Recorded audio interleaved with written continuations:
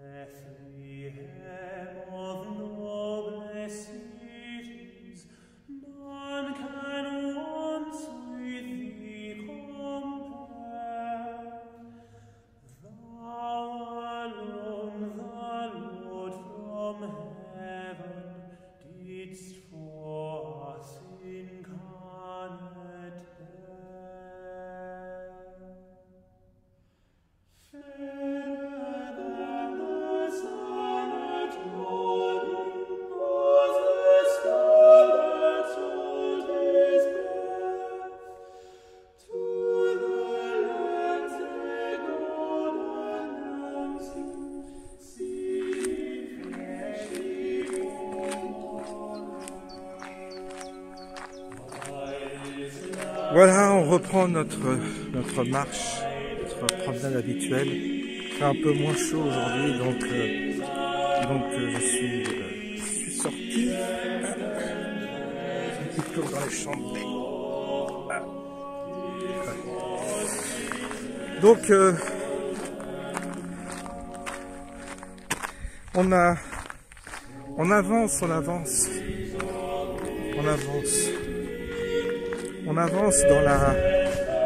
le déchiffre, on déchiffre, on débroussaille, on essaie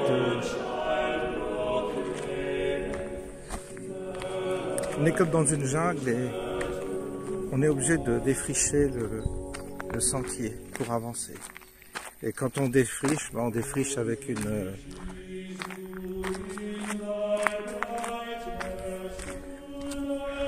un instrument dont je cherche le nom. Une machette, ouais, c'est ça, une machette. C'est ce qu'on dit. Donc, quand vous défrichez avec une machette, évidemment, c'est pas de la dentelle. Mais il faut bien. Parce que sinon, on va devenir zinzin. Il y a de quoi devenir zinzin d'ailleurs.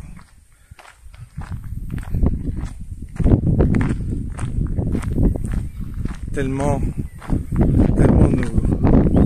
nous faisons face à des informations en cascade qui sont parfois importantes, d'autres ne le sont pas, mais qui assènent quelque chose d'absolument... c'est comme des couches, quoi. Ça vient s'ajouter à des couches, et puis c'est compliqué de suivre tout ça, c'est compliqué de réagir à chaque chose, c'est compliqué de mesurer.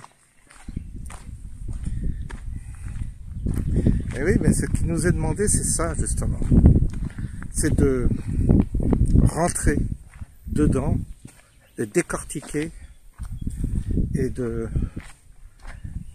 comprendre, d'essayer de comprendre. Tout a son importance, tout a son importance. Il ne faut pas du tout imaginer que même dans les détails, il y a des informations à prendre, même dans les détails, et surtout dans les détails d'ailleurs. Alors oui, on n'est pas dans des grands principes, on n'est pas dans des grandes théories, on n'est pas non plus dans des grandes spéculations existentielles, philosophiques. On n'est pas figé dans un narratif religieux, spirituel, politique. Tout ça c'est faux. Tout ça c'est complètement faux. Alors on peut, mais je peux vous assurer que si on se trompe, bah il y a l'addition derrière, hein, tout le temps. Oui. On est fait pour observer. On est fait pour observer, pour écouter, pour analyser, comprendre, saisir. Notre corps, il est fait de perception. Et tous les facteurs qui nous sont, tous les facteurs que nous avons sensitifs, qui nous permettent de percevoir le monde dans lequel on est, il est important de les activer et de les stimuler. Et comment on stimule notre observation? Par plein de choses. Plus on observe, plus on regarde, plus on critique, plus on a un regard critique sur ce qui nous entoure, plus on affine notre qualité d'observateur. Si vous adhérez, vous capitulez d'une certaine manière dans votre mode opératoire.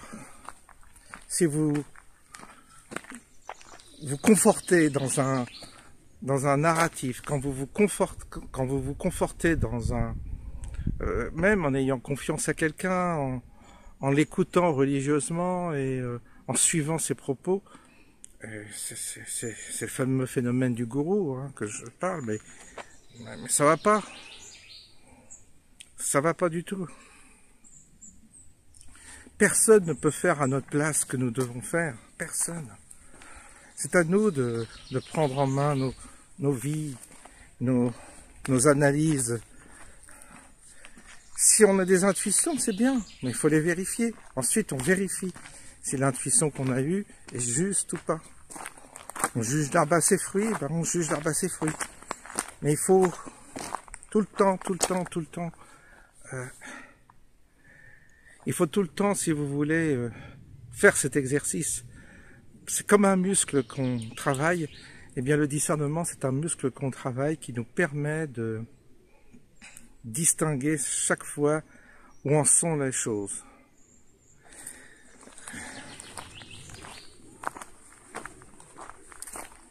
Vous savez, tous les indicateurs économiques, n'est que le prolongement d'un système que nous avons en nous, c'est-à-dire un système analytique qui permet de juger où on est situation, tout ça. Économique, il y a des indicateurs, plein d'indicateurs, et c'est ce qui permet de faire des arbitrages. Je pourrais dire qu'en même temps, c'est notre vie, elle doit être comme ça. Si on n'observe pas, eh bien, on se fait vite piéger, on se fait vite avoir. On est prisonnier de nos illusions parfois aussi. Nos illusions, c'est un manque. Souvent, l'illusion, ça vient d'un manque d'observation, de prendre absolument un recul par rapport à tout ce que l'on entend, ce que l'on voit, et de l'interpréter, essayer d'interpréter les choses justement.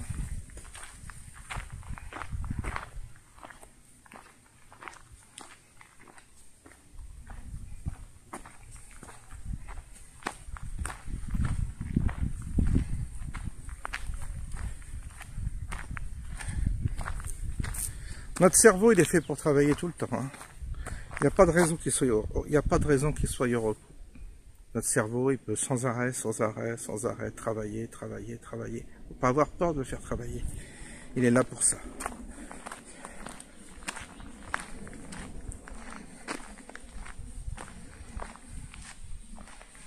Alors chacun a des capacités de travail différentes, mais on fait chacun comme on peut, avec les moyens du bord, avec les outils qu'on nous a donnés.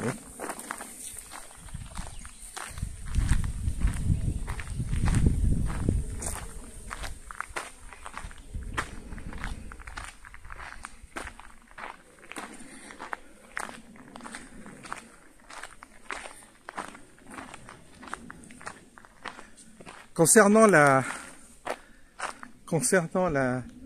l'interprétation d'Idriss Aberkan, concernant son interprétation de ce qui s'est passé en Russie. Là aussi, c'est pas parce que c'est Idriss Aberkan qu'il faut... Moi je l'ai écouté, J'aime bien, des fois c'est juste ce qu'il dit, des fois c'est comme moi. Bah là, c'était ça n'allait pas. Je me suis dit, là, il s'attaque à un truc qu'il maîtrise pas. Et puis c'est toujours pareil, vous savez, quand quelqu'un prend la confiance, vous pouvez être bon un moment, puis après être décevant sur un autre sujet. Vous savez, c'est tout le problème des youtubeurs ou des gens qui ont une aura ou qui ont une personnalité comme ça, qui s'est distinguée. Ils ont un public, et une fois qu'ils ont leur public, ils prennent la confiance, et c'est là où parfois ça déraille. C'est tout le sujet, c'est tout le problème. Et Idriss Aberkan, sur la situation en Russie, je crois que c'est très bien planté.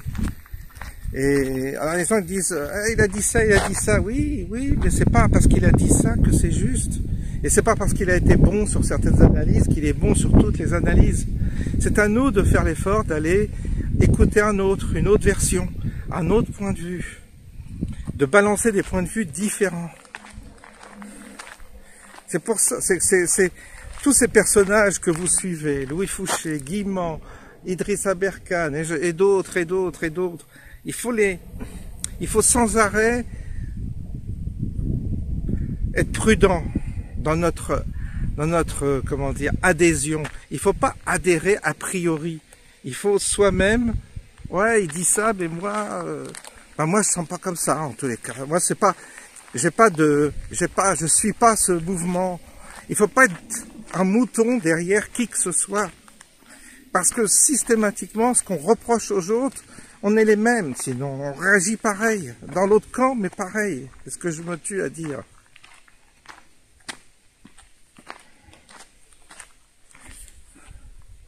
C'est pour ça qu'il faut systématiquement surprendre, provoquer, même s'il le faut. En tous les cas, il ne faut pas rentrer dans un truc. Moi, j'évite qu'on m'enferme dans une case, je vous assure.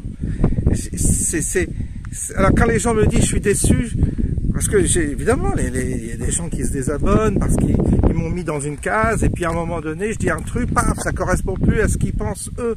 Mais c'est bien, c'est bien. C'est bien de se désabonner, c'est bien de manifester son mécontentement ou de pas être d'accord. C'est bien, ça veut dire que vous réfléchissez par vous-même et vous n'avez pas forcément à être d'accord avec moi. C'est bien. C'est bien parce que sinon on projette tout le temps, on projette sur la personne quelque chose qui est faux. Il ne faut pas faire de projection. Même si vous regardez des gens sur YouTube, ne projetez pas sur eux ce que vous imaginez ou ce que vous aimeriez. De toute façon, en projetant, on idéalise et c'est faux et on se trompe. Donc non, je vous recommande vraiment d'être vigilant par rapport à chaque parole qui est distribuée sur les nets, sur les supports. Il y a des fois, vous savez, quelqu'un il dit une chose juste, on le ressent comme juste, c'est bien, mais ça ne veut pas dire qu'à chaque fois il sera juste, ça ne veut pas dire qu'à chaque fois il aura raison. Il en va de même pour moi, il y a des choses, voilà, il y a des choses que je dis aujourd'hui, peut-être que demain sera différent. Vous savez, il n'y a pas moyen, il faut bien être conscient qu'on n'a pas la vérité, qu'on ne la tient pas la vérité. Que la vérité, ce qu'on appelle la vérité, c'est pas quelque chose qu'on met en boîte et que d'une certaine manière, on enferme comme ça, comme dans un bocal, et puis qu'on regarde. Non, c'est pas ça. Tous ceux qui pensent comme ça, qui pensent détenir une vérité, mais alors se plantent royalement. Et je vais vous dire, plus que ça, ils se plantent dans leur vie. C'est sûr et certain que celui qui est sûr de détenir la vérité, ça va se traduire par des conséquences dans sa vie concrète, dans sa vie tous les jours, dans sa famille, tout ça. Il aura les ennuis qu'il a lui-même générés en s'accrochant à une fausse vérité. C'est tout le sujet, vous savez, des religions. Non, c'est pas comme ça que ça fonctionne. En tous les cas, c'est plus comme ça que ça fonctionne.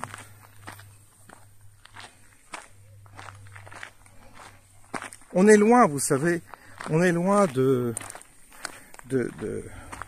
savoir ce qu'il en retourne, de tout ça. Très loin. Et les pronostics,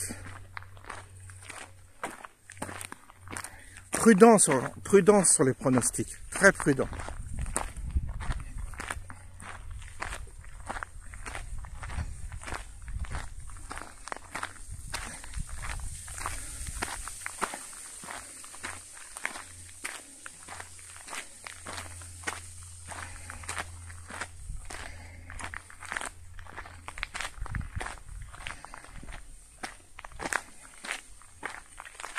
En gros, aussitôt que vous sentez que vous êtes dans la facilité, dans une forme de facilité, méfiez-vous.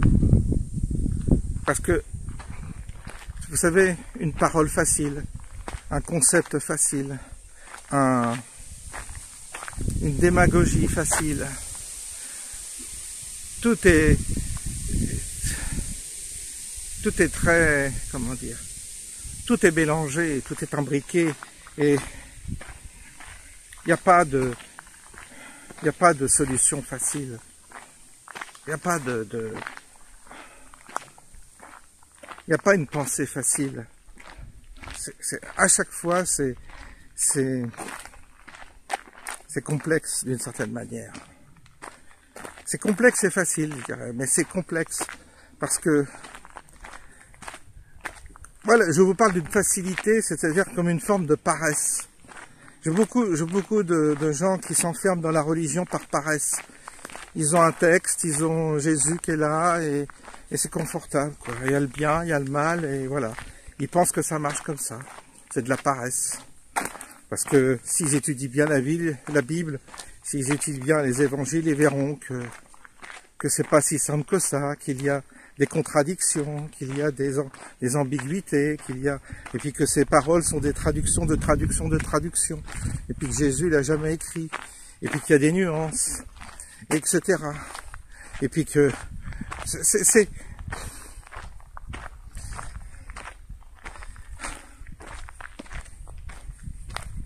pas fixe comme ça. C'est pas fixe comme ça.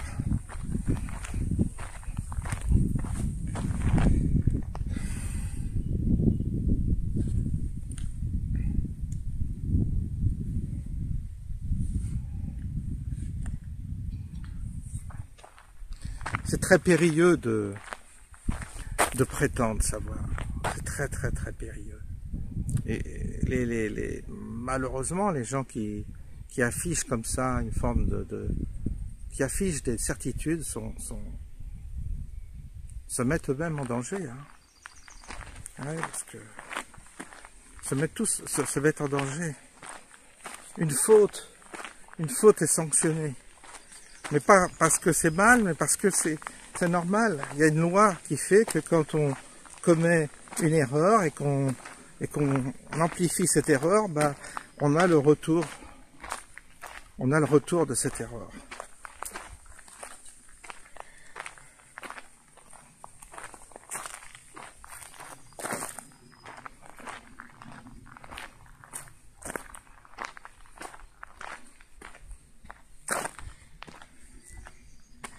Il nous est demandé,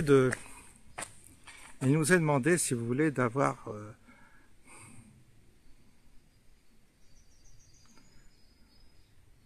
il nous est demandé d'avoir une forme de relation à cette vie qui soit une relation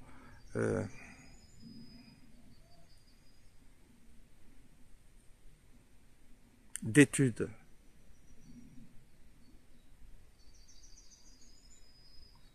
Et donc, pour l'instant, on étudie. On regarde, on étudie, on observe. Et on arrête de se gargariser de mots d'éveil, de conscience, d'évolution, tout ça, il faut gommer, il faut arrêter. On s'invente des hiérarchies qui sont fausses, on se situe dans des hiérarchies pour nous valoriser, tellement le problème c'est l'ego, tout le temps l'ego. Il y a un moment donné, il faut lâcher cet ego, ça fait partie des... Tout le monde en parle, mais c'est faux, mais c'est pareil, tous les spirituels vous parlent de ça, mais ils font le contraire, alors c'est complètement contradictoire, mais ils ont des égos hyper puissants, de l'orgueil spirituel, tout ça, c'est les pires, tous ceux qui prétendent qu'il faut diminuer l'ego, ils sont en plein dedans.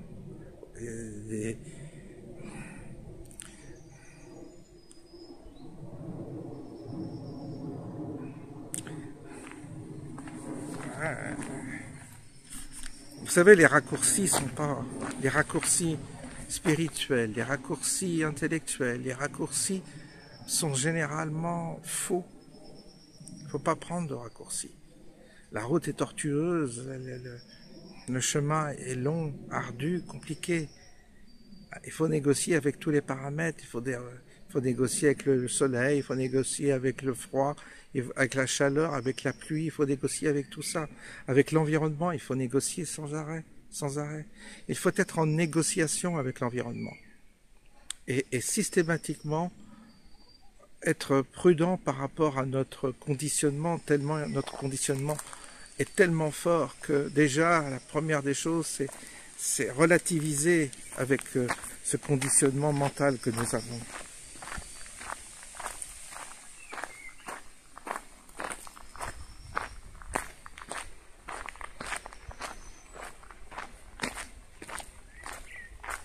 Vous savez, aujourd'hui, aller dans une assistance, devant une assistance, et prétendre apporter quelque chose aux gens, c'est de la folie, à mon avis. Hein. C'est de la folie. Hein. Déjà, le concept de, comme je vois beaucoup de conférences, rien que ce concept, déjà, j'adhère pas. J'adhère pas. Vous avez un gars qui parle, puis vous avez plein de gens qui sont assis comme ça dans une salle, et celui qui est debout, il prétend vous apporter quelque chose. Mais qui tu es pour m'apporter quelque chose? Qui tu es? De quoi tu me parles? C'est une habitude que l'on a prise. Ça marche beaucoup. Et je suis pas d'accord avec ça. Je ne suis pas d'accord.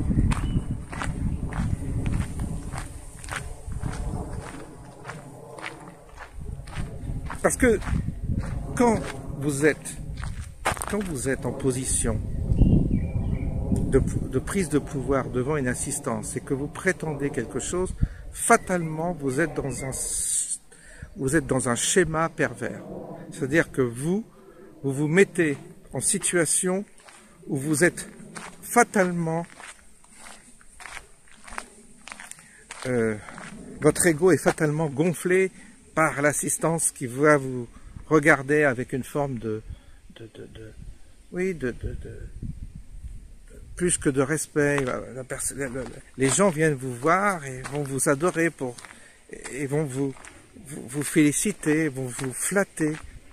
Vous allez être flatté par cette assistance et en étant flatté, vous vous mettez vous-même en difficulté. C'est-à-dire que l'orateur, celui qui rentre dans ce circuit de donner des conférences à une population qui vient l'écouter, il est dans un rapport qui est faux, parce qu'il est dans un rapport, lui, où il est seul et où il y a une quantité de personnes. C'est un rapport déséquilibré.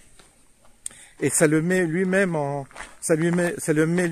échec, parce qu'il est pris dans cette illusion qu'il apporte quelque chose aux gens, et les autres sont pris dans une illusion que cette personne leur apporte quelque chose. Et vous rentrez fatalement dans une relation pervertie par ce type de rapport.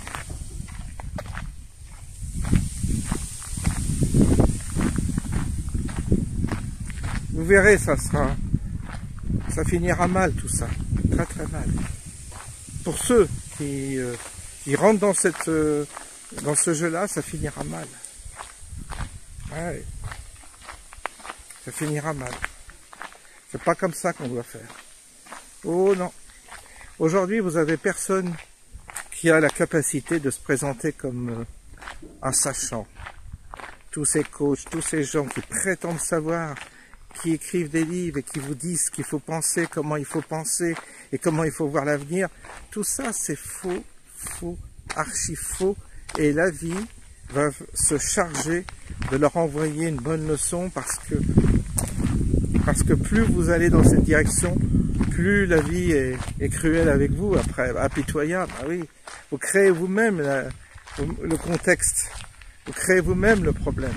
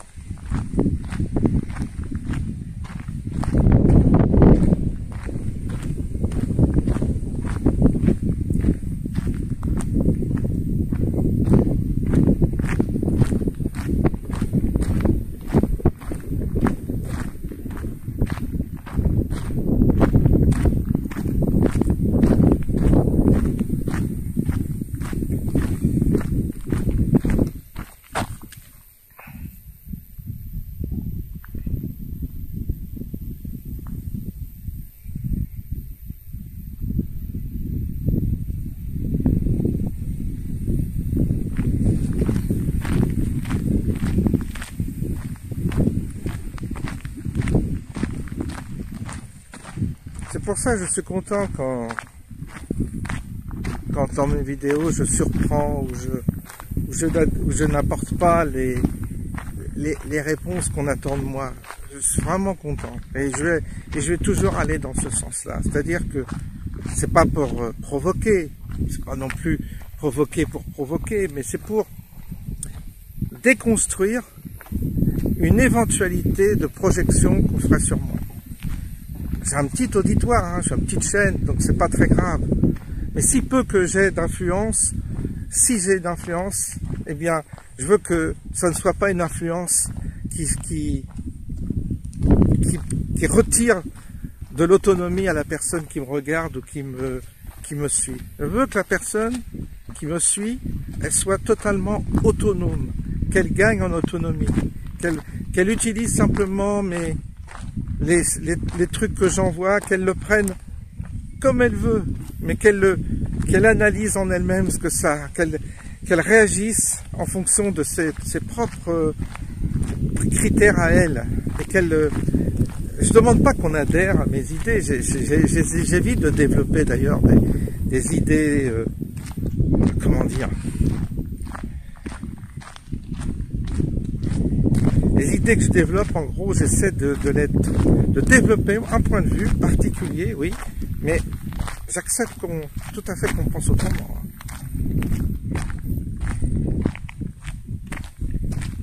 Ah, des fois, j'ai une objection, je dis, ah bah oui, finalement, je dis ça, mais il faut corriger ça, ce côté-là.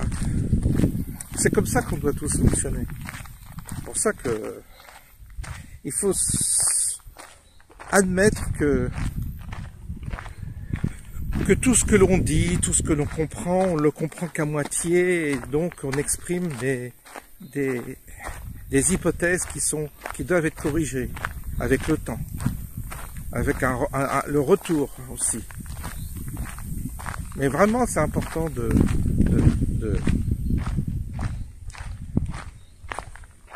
pas être enfermé dans un cadre. Non, non, pas du tout. Il y a des gens, ils sont déçus des fois parce que ils auraient bien aimé m'enfermer dans un cadre. Pour ça, j'ai beaucoup aimé l'épisode de la batterie parce que c'était rigolo, quoi.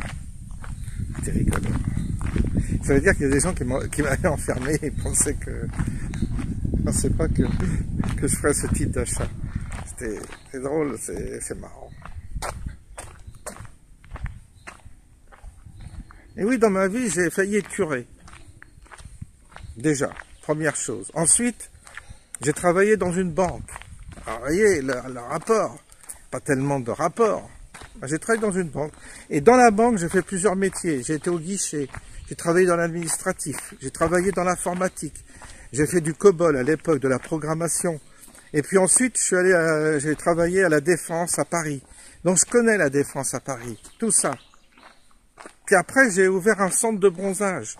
Alors, vous voyez le lien, le centre de bronzage. Vous allez dire, mais pourquoi vous avez ouvert un centre de bronzage? Ben oui, j'ai ouvert un centre de bronzage. J'ai ouvert un centre de bronzage près de la Samaritaine.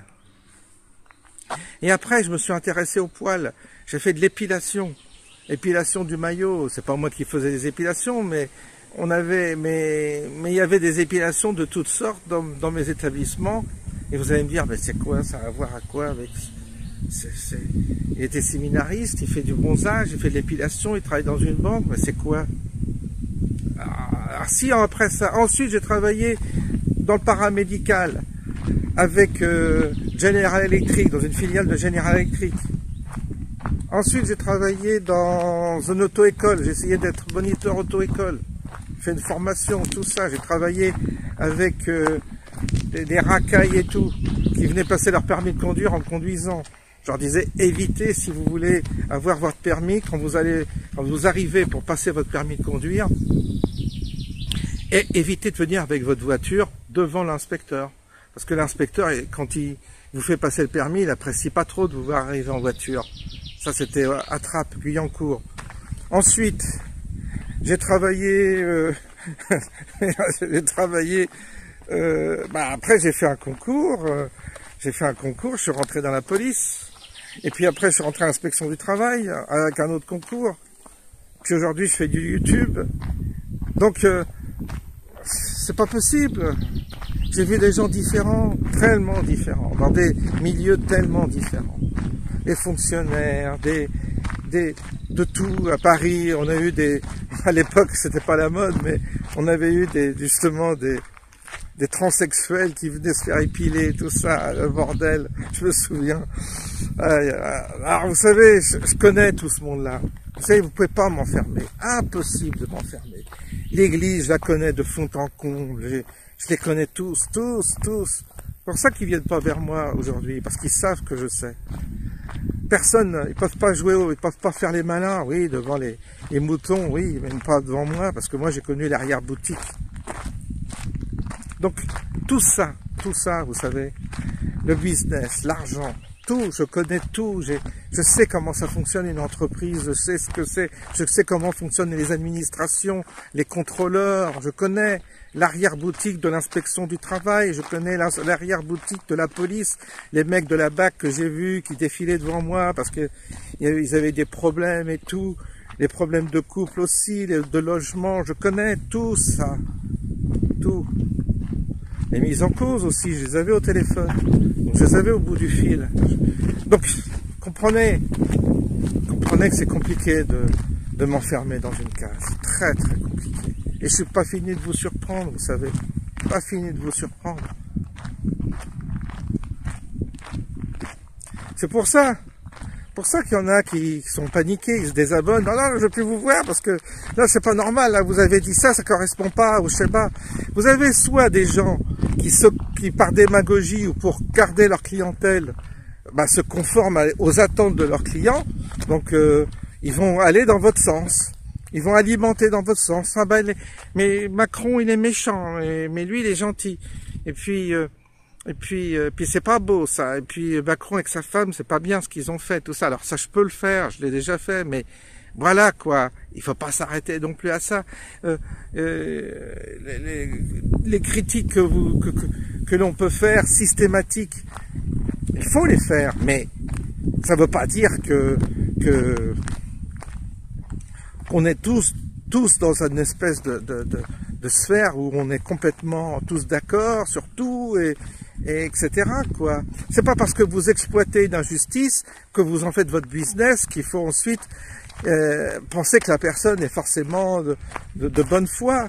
Vous pouvez être manipulé aussi dans un camp de contestataires parce que les gars ils veulent faire du business, ils veulent faire leur business sur le dos des suspendus ou des gens ou des effets secondaires et tout ça. Il y a des gens qui font leur business là-dessus. Donc ils flattent, ils rencontrent tout le temps autour de ça. Après c'est la politique aussi. Faut pas se laisser piéger. Faut rester indépendant, totalement indépendant. Vous avez la possibilité de rester indépendant. Exercez votre jugement, allez lire des trucs différents, allez voir des vidéos différentes.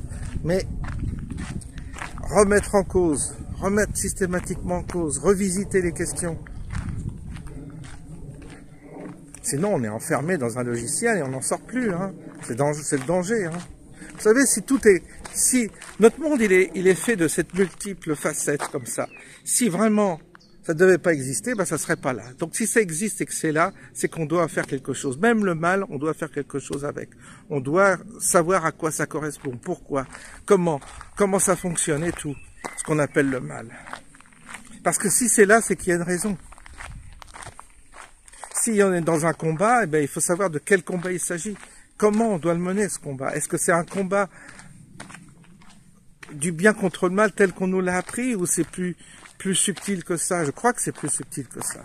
Beaucoup plus subtil. Il faut apporter des nuances à tout. Alors, je dis ça, mais des fois, je suis pas du tout nuancé. Mais c'est pas grave, je me trompe.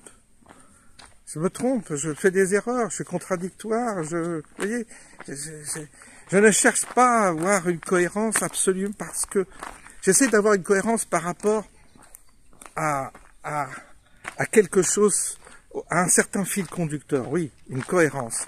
Et ma cohérence est de rechercher la vérité à travers les contradictions de la vie, à travers tous les éléments de la vie, à travers les questions qu'on se pose de la vie, la maladie, la croyance, Dieu, tout cela, j'essaie de comprendre de quoi il s'agit quand on parle de toutes ces choses. Mais je ne me satisfais pas des explications qu'on me donne. Ça, non, pas du tout. J'aime pas les explications que l'on donne comme ça, qu'on envoie. Non, non, c'est absolument pas. C'est trop facile, si vous voulez. C'est trop facile. Et c'est pas comme ça qu'on avance.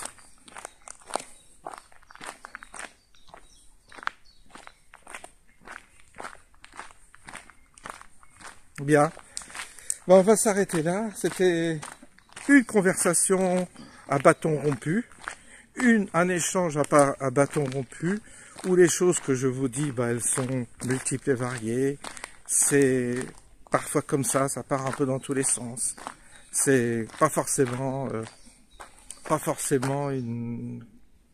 ça se tient pas, si vous voulez. C'est pas tout à fait, c'est pas comme une synthèse, c'est pas comme un développement avec un développement, trois parties, une conclusion.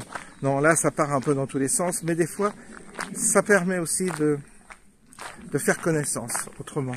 C'est pour ça que je me permets parfois de ne pas développer un sujet en particulier, mais d'élaborer, si vous voulez, une forme de climat, d'ambiance, dans laquelle tout le monde est bienvenu. Mais on n'est pas dans la démagogie, on n'est pas dans la flatterie, on est là pour simplement avancer. Et vraiment ceux qui se désabonnent, qui quittent ma chaîne parce qu'ils se sont troublés, je dirais qu'ils ont tort. Ils ont tort parce que s'ils me connaissaient, ils comprendraient que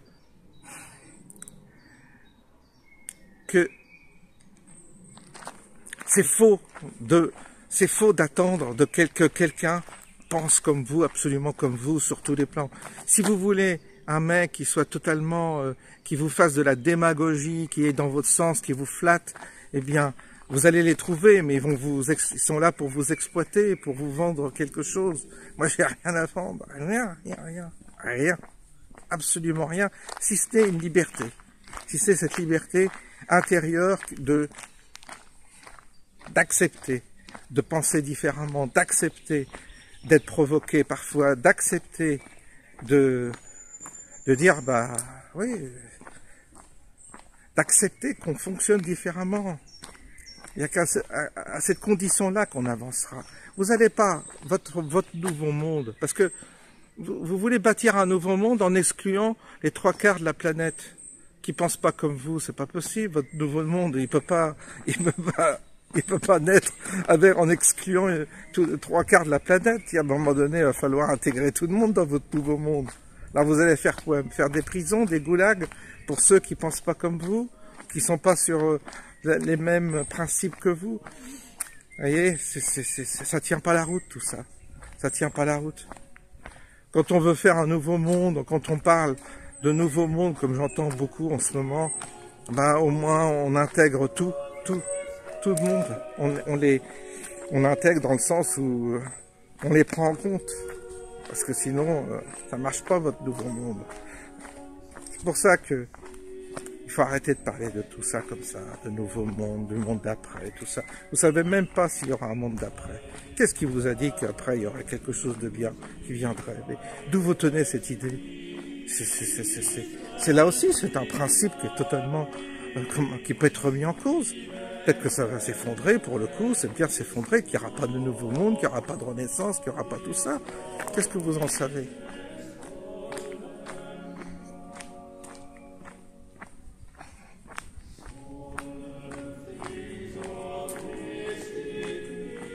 C'est en remettant en cause systématiquement tout qu'on arrivera à trouver quelque chose, la chose qui est importante.